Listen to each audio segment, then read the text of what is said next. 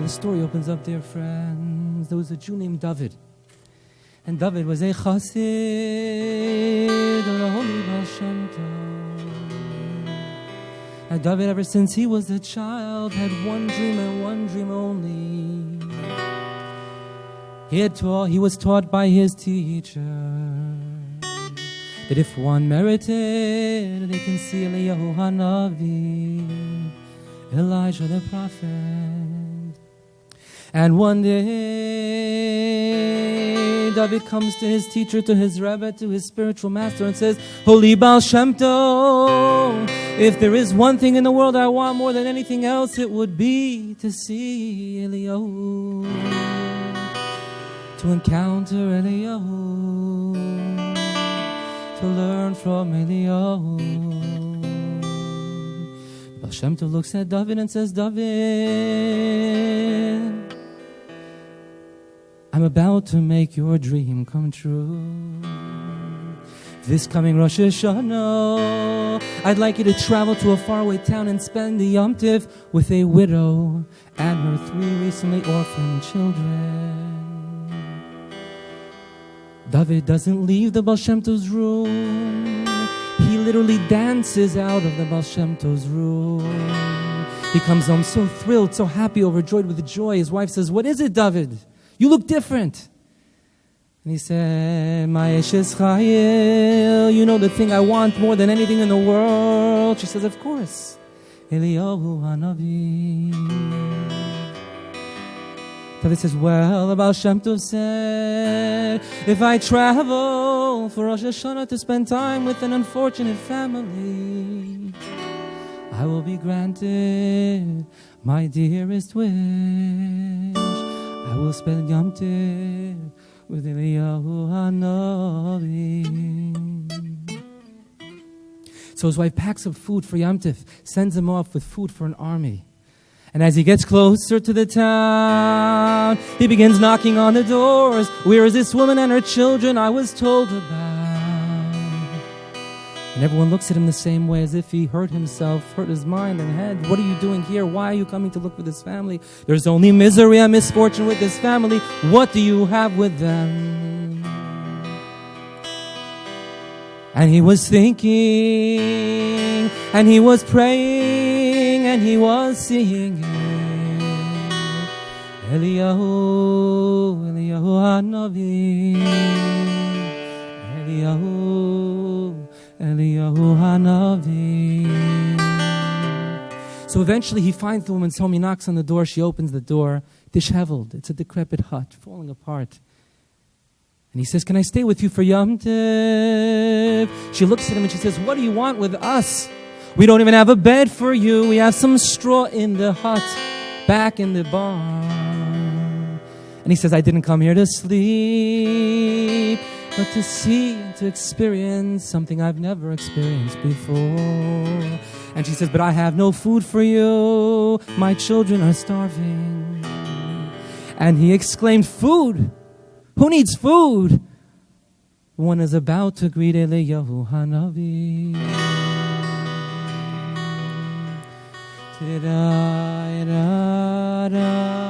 I know you know, you know.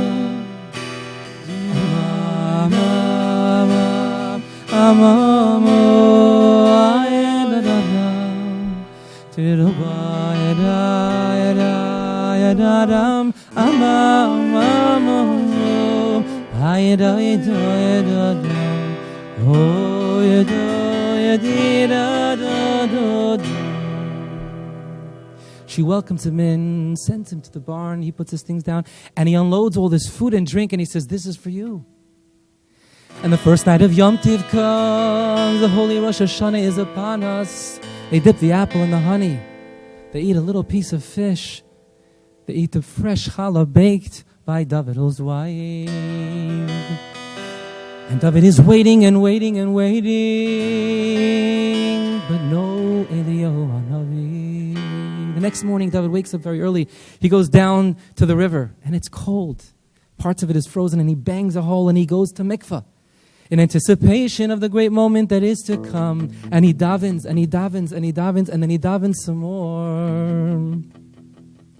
The evening comes, and the evening goes, and no Eliyahu Hanavi. The next day, David wakes up, and he knows that there's only a limited time, a small window of opportunity, and so he opens his heart. He breaks his heart. He looks deep into his heart and soul to find the purest of the pure and the holiest of the holy, because he knows, oh he knows, he's about to see Eliyahu Hanavi. And as the day goes by, he begins to notice the sunset. And finally he sees the 3 stars signaling the end of the Yom Tiv. And without even saying goodbye to his hostess, he jumps onto the carriage and begins heading home, because he didn't see Eliyahu Hanavi. And he doesn't even stop home. He goes to the court of the Baal Shem Tov. He barges into the Baal Shem Tov's room and he says, "Holy Baal Shem Tov, my teacher, you deceived me.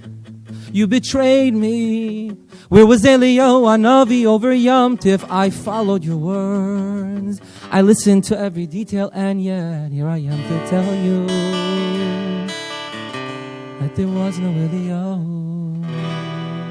The Baal Shem Tov responded with 2 words. He said, Yom Kippur, Yom Kippur. Go back to the family for Yom Kippur.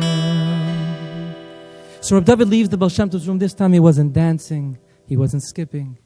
He comes home and his wife sees him. He looks in despair and she says, "What is it?" And he tells her the whole story. And she said, "If the Baal Shem Tov told you you'll see Eliyahu Hanavi on Yom Kippur, of course this will happen, this will take place. And so I recommend we get you ready for Yom Kippur." And she sends him off the day before Yom Kippur with lots of food for the pre-fast and lots of food for the post-fast. And he begins his journey towards his family once again. But I must tell you, this time with a heavy heart, because his heart was already broken once, and he couldn't bear the thought of his heart being broken for a second time. And as he gets closer to the home of the woman and her children, he overhears a conversation between a Yiddish mama and her Yisai Melach, her orphans, crying. And they call out to her, they say, "Mama, Mommy, you, Mommy, there's no food on the table. Mother, we're starving, we haven't had what to eat in days." And what does she say? This precious holy woman says to her children, HaKadosh Baruch Hu, God will provide. And they say, "Yes, Mama, but you told us that yesterday. And there's no food on the table today." And what does she say, like a holy Jewish mother would say? HaKadosh Baruch Hu, God will provide. And they say, "Yes, Mama, of course, that's wonderful in theory, but our cow who used to provide for us died a few days ago. What will we have with which to lead us into the fast and break the fast?" And like a holy Yiddish mama, what does she say? HaKadosh Baruch Hu will provide. And this goes back and forth, until he hears the following words.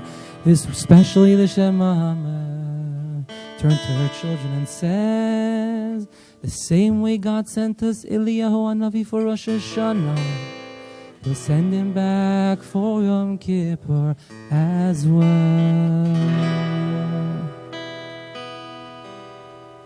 You see, in Yiddishkeit, in Judaism,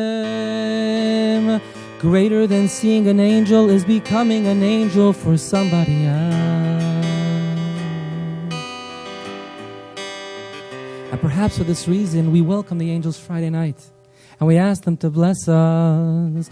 But then we send them off, because when we gather around the Friday night table, we gather with human beings, with those who possess the interface to benefit other human beings, with a smile, with a helping hand, with a shoulder to lean on. Because greater than seeing an angel is becoming an angel for somebody else.